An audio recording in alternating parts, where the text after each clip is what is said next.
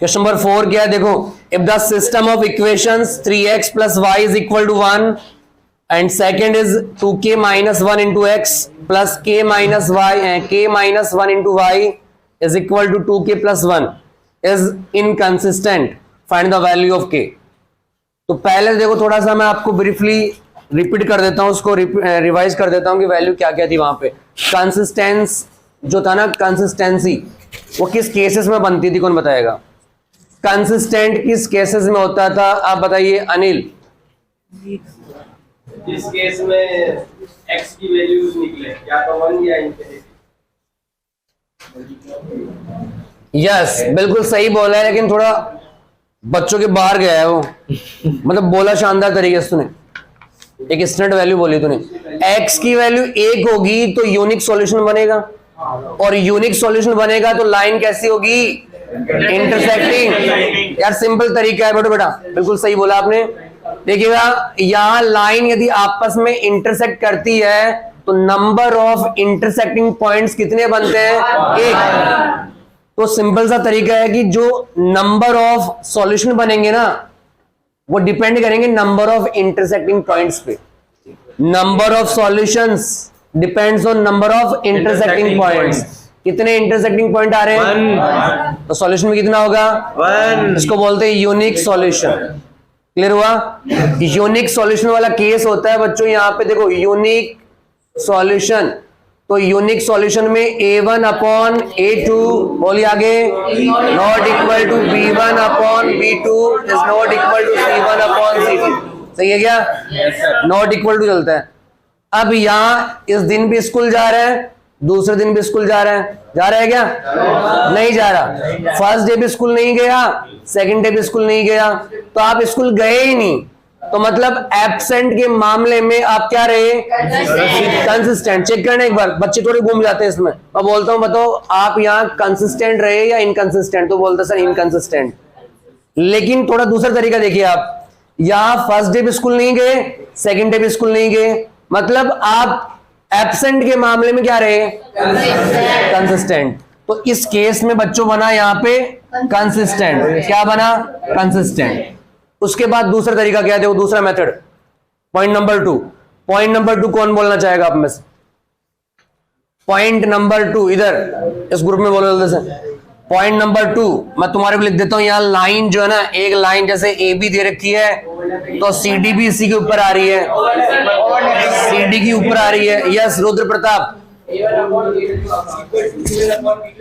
C1 upon C2. Yes A1 upon A2 is equal to B1 upon B2 is equal to C1 upon C2। ध्यान सुनना, एक line के ऊपर दूसरी line भी आए, मतलब दोनों लाइन आपस में ओवरलैपिंग हो, ओवरलैपिंग, तो उसको बोलते हैं कोइंसिडेंट लाइंस। यही बोलते हैं ना? Coincident lines, overlapping lines. तो बच्चों जब एक लाइन के ऊपर दूसरी लाइन आ रही है तो सिंपल सा दिमाग लगाओ, जैसे मैं बात करूं सर्किल की, सर्किल के ऊपर कितने पॉइंट्स लाई करते हैं? Infinite points. तो मैं ऐसे सेम एज इट इज बोलूं आपको कि एक लाइन पे कितने पॉइंट्स लाई करते हैं? Infinite points. अब यार एक लाइन पे यदि इनफाइनाइट पॉइंट्स लाई करते हैं तो दूसरे भी इसी के ऊपर आ रहा है, दो लाइन एक दूसरे के ऊपर है ना, तो आपस में बताओ कितने इंटरसेक्टिंग पॉइंट बनाएगा? इनफाइनाइट। अरे ये दोनों आपस में मिली तो एक ही बना ना, इंटरसेक्ट एक भी किया। अब मैं आपको बोल रहा हूं कि एक दूसरे के ऊपर है तो हर पॉइंट पे क्या हो रहा है? इंटरसेक्ट हो रहा है, और वो अनकाउंटेबल है, उसको आप काउंट नहीं कर सकते। तो यहां इस केस में जो है ना, इस केस के अंदर वो इनफाइनाइट इंटरसेक्टिंग पॉइंट बन रहे हो तो इनफाइनाइट सॉल्यूशन ही बनेंगे। तो इनफाइनाइट सॉल्यूशन होंगे ना, तो यहां नंबर ऑफ सॉल्यूशन क्या लिखोगे आप? Infinitely many solution, infinitely many solution, infinite many solution बनेंगे इस केस में। और इसका केस क्या बनने जा रहा है? इसका केस बनेगा A1 upon A2 equal to B1 upon B2 is equal to C1 upon C2। ये केस बनेगा इसका। लास्ट केस आपके पास पैरेलल वाला, चेक करना पैरेलल। यदि लाइन दोनों आपस में पैरेलल होगी तो इंटरसेक्टिंग पॉइंट बनेगा क्या? नहीं बनेगा। तो जब इंटरसेक्टिंग पॉइंट ही नहीं बनेगा तो सॉल्यूशन बनेगा क्या? तो इस केस में होगा no solution, no solution.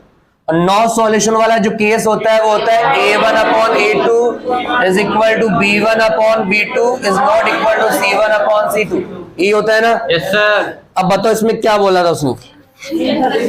Inconsistent. हाँ, एक चीज और बता दूं आपको, देखो यहाँ स्कूल नहीं गए कंसिस्टेंट रहे आप, पर एब्सेंट के मामले में यहाँ देखो आप इस केस में फर्स्ट डे भी स्कूल गए, सेकंड डे भी स्कूल गए, फर्स्ट डे भी गए, सेकंड डे भी गए, तो आप प्रेजेंट के मामले में क्या रहे? तो बच्चों इस केस में भी क्या बना? कंसिस्टेंट। क्या बना? Consistent. लेकिन यहां देखिएगा आप, यहाँ फर्स्ट डे स्कूल गए, दूसरे दिन नहीं गए।